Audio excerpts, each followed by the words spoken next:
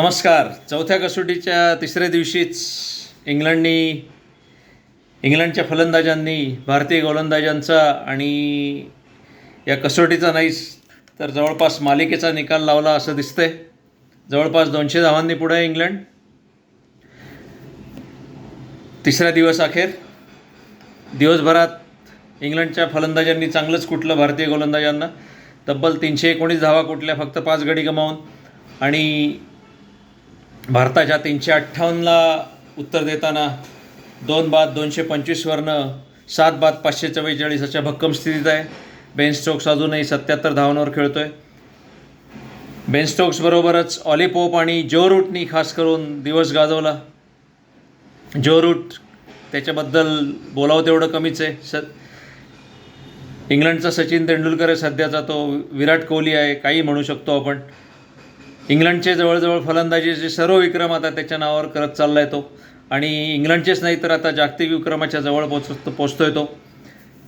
पॉन्टिंगला त्यांनी पार केलं कसोटीत सगळ्यात जास्त धावा करण्याच्या बाबतीत. आणि आता फक्त सचिन तेंडुलकर आहे त्याच्यापुढे. 2500 धावांचा फरक आहे त्यांच्यात. आणि जो रूट जर असाच खेळत राहिला तर 2-3 वर्षात आरामात सचिन तेंडुलकरलाही तो मागे टाकू शकेल. पोपनी 71 धावा करून त्याला सुरेख साथ दिली. नंतर बेन स्टोक्स क्रॅम्प आले म्हणून 60-65 धावांवर रिटायर झाला होता पण परत आला खेळायला आणि नाबाद 77 आहे. 186 धावांनी तब्बल पुढे आहे. दुसऱ्या दिवस अखेर इंग्लंड 133 धावांनी मागे होतं. आता तिसऱ्या दिवसा अखेर 186 धावांनी पुढे. इंग्लंड 200-225चा कमीत कमी लीड घेतल्याशिवाय काही फलंदाजी सोडणार नाही आणि सोडायची गरजही नाही. अजून 2 दिवस आहेत आणि इतकी अफलातून बॅटिंग करतील भारतीय असं काही वाटत नाही. 1.5 दिवस जर खेळायची वेळ आली 200-250 धावांनी मागे असताना तर तेवढ्या भरून काढून परत इंग्लंडला आव्हान देणं अतिशय कठीण दिसतंय. तिसऱ्या दिवशी इंग्लंडच्या सुदैवाने दिवसभर चांगलं ऊन पडलं होतं आणि भारताचे जवळजवळ सर्वच गोलंदाज पूर्णपणे निष्प्रभ ठरले. इतके निष्प्रभ की गेल्या 10 वर्षात पहिल्यांदाच भारताविरुद्ध परदेशात 500पेक्षा जास्त धावा झाल्या. कुठल्याही संघाला गेल्या 10 वर्षात 500पेक्षा जास्त धावा करून दिल्या नव्हत्या एका डावात. त्या काल इंग्लंडने आरामात केल्या. 544 7 बाद. वॉशिंग्टन सुंदरनी 2 बळी घेतले. उपहारानंतर उपहारापर्यंत इंग्लंडने 107 धावा करून अजिबातच दाद दिली नव्हती. नंतर उपहारानंतर सुद्धा 2 तासात 101 धावा केल्या. 2 वॉशिंग्टन सुंदरला बळी मिळाले. नंतर बुमराह, सिराज आणि जडेजाने 1-1 बळी मिळवला तिसऱ्या सत्रात. पण त्या सत्रात देखील इंग्लंडने परत 111 धावा कुटल्या.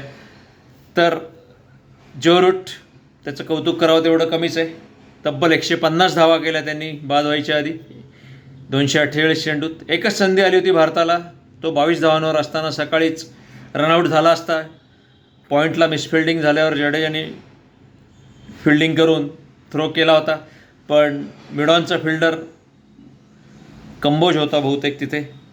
तो काही स्टंपशी आला नाही. जडेजाचा थ्रो डायरेक्ट स्टंपवर गेला नाही आणि तिथे जडेजाचा थ्रो घ्यायला कोणीच नव्हतं. रूट जवळजवळ तेव्हा हाफ पिचवर होता पण ती तेवढीच एक संधी सोडली तर त्यांनी अजिबात संधी दिली नाही.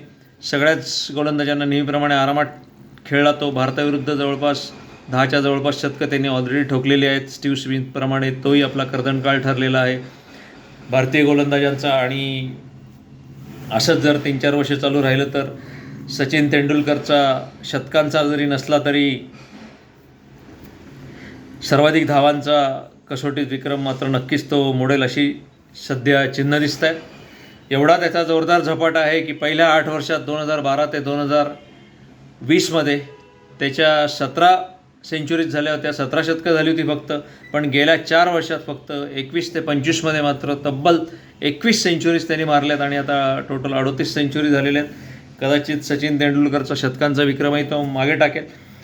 तर या जो रूट भोवती पूर्णपणे इंग्लंडचा संघ, इंग्लंडची फलंदाजी गेले 4-5 वर्ष विशेषतः पूर्णपणे फिरत आहे.